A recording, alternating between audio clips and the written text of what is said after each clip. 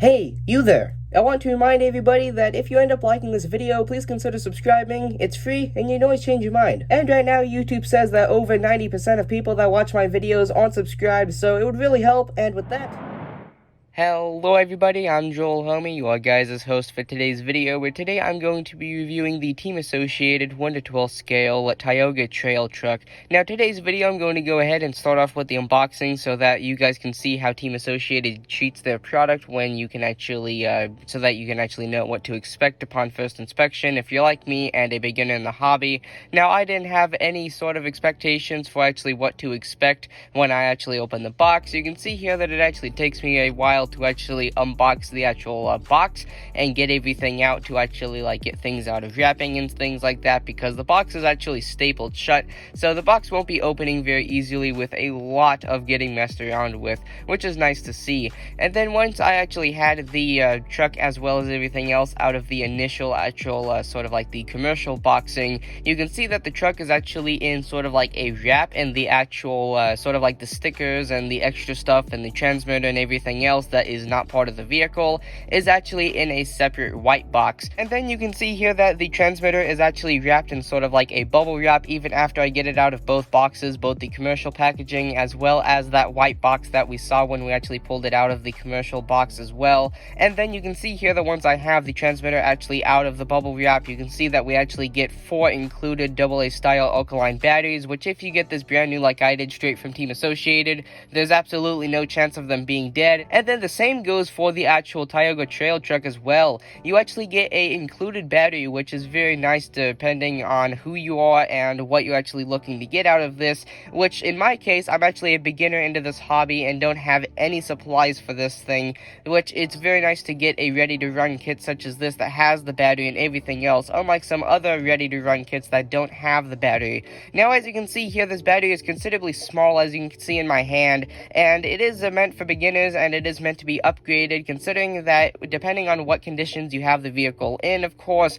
it'll give you about 45 minutes to an hour of a nice runtime without any slowed down speeds with my experience. So as I actually finish up the unboxing here, I'm going to go ahead and actually jump you guys over to when I actually start to take a look at the product after I've had a little bit of time to actually get used to it and everything like the stickers, the transmitter, and everything else that you actually get. So let's go ahead and take a look at those things right now.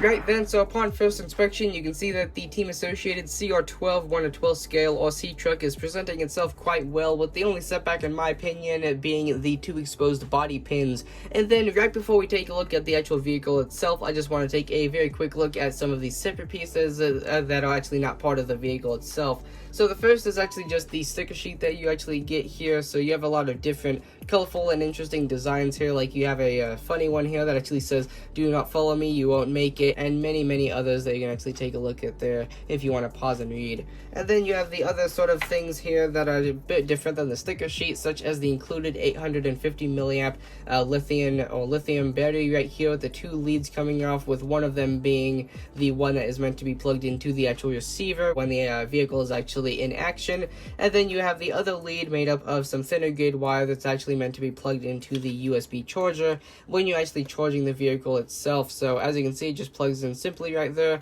and then you actually get a little bit of sort of a overhang that you can actually sort of use a nail to unplug so that you don't have to tug on the wires and actually risk sort of pulling those out and having to sort of solder those back in. And unfortunately for some people, soldering them back in probably won't be an option. But anyway, with that, we can go ahead and move those 2 out of the way and just take a very quick look at the 2 different sizes of Allen wrench that you actually get for people like myself that are new to the hobby and just simply don't have tools to do general maintenance and actually replace certain parts on the vehicle. And then you have a very simple just replacement actual battery strap right here, which you can actually see that there is already one that's actually installed from the factory that actually holds in the battery when you actually open this up for the first time. But I took the battery out so that I could actually just demonstrate it here with the battery charger, but you do get a spare in case that one rips or something like that. And with those out of the way, let's go ahead and take a look at the last separate piece right before we take a look at the vehicle itself. Of course, what I'm talking about is the transmitter. So the transmitter is a bit cheap feeling, and that's sort of like a given because I'm sure that the company actually decided to put budget into the actual vehicle, as that is the main selling point, rather than the actual transmitter, due to actually being able to purchase transmitters on their own. So this, as I just said, is a bit more cheap feeling, so there's not too awful much to look at in sort of a aspect of design and feel and all that. It just generally feels, with me being around sort of toys and so long and sort of having a quote-unquote feel for plastic, I can tell that this is sort of like a cheaper design just based on how it feels. And then here you have your trigger, so this is of course forwards and this is reverse. And then up towards the top here you have a lot of different knobs that do a lot of different things, like adjust the maximum radius for how far you can actually steer the front wheels. This knob actually controls the maximum speed, and then these actual switches do control a different sort of stationary things. Then here on the side you have your steering knob that of course has a pretty nice sort of a brake shoe design on the inside, but unlike a real car, I don't think the entire brake shoe moves when the actual wheel turns, oddly enough. But either way, of course, this is your steering for right and left, and then towards the bottom of the actual remote, or the transmitter rather, you actually have the space to actually insert the 4 included AA style alkaline batteries, and then you can just simply cover that up with the lid again, and then at that point, you can turn it on with the switch right here that's sort of like hidden in, and you get a little LED there that actually indicates that it is on. And with that, let's go ahead and start taking a look at the shell of the vehicle. And with that, let's go ahead and start taking a look at the actual shell of the whole entire RC truck before we actually take a look at the insides and take a look at all of the details that I actually have listed off with some notes. So let's go ahead and start at the front of the vehicle, of course, with a large sticker, actually the largest factory added sticker that actually shows off your headlights and parking lights and the grille. And then you have another sticker right above that on the actual hood that says Tioga, that is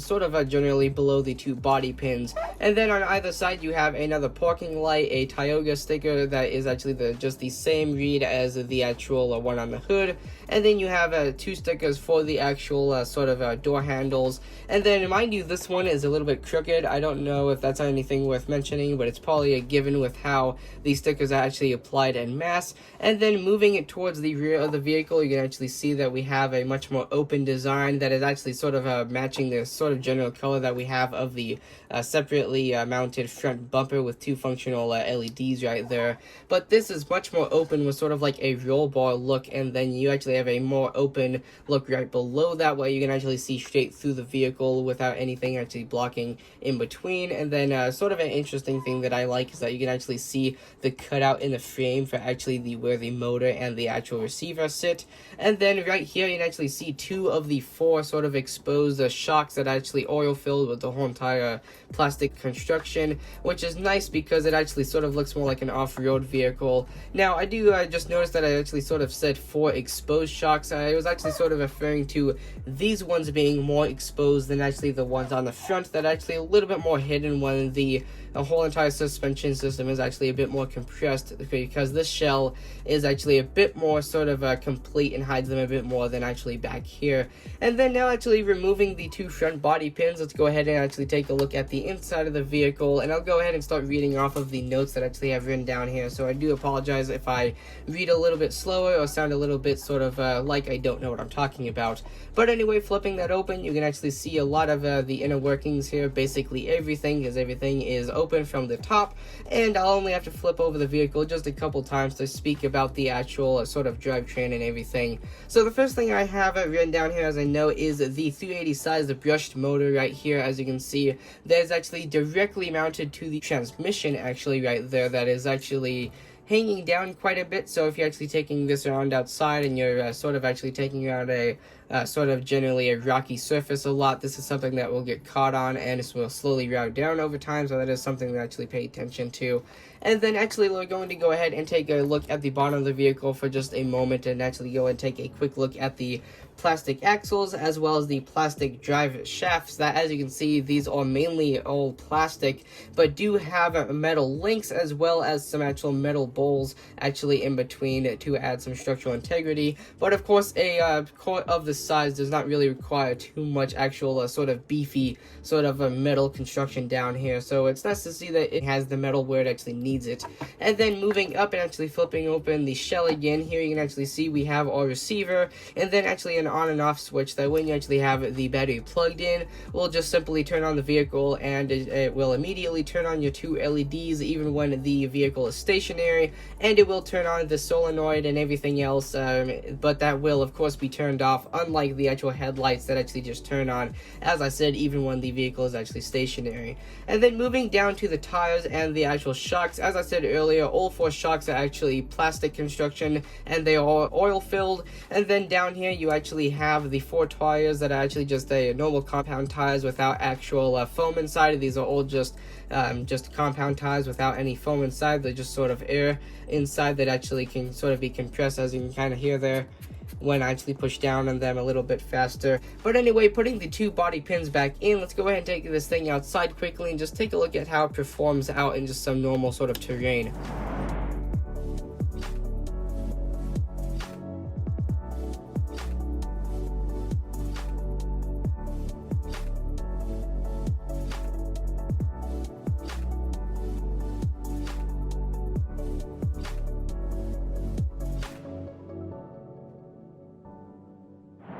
And with that, I just want to give a big thank you to everybody that took the time to watch this video, and especially my dad, considering he actually purchased this for me. So with that being said, if you guys enjoyed today's video,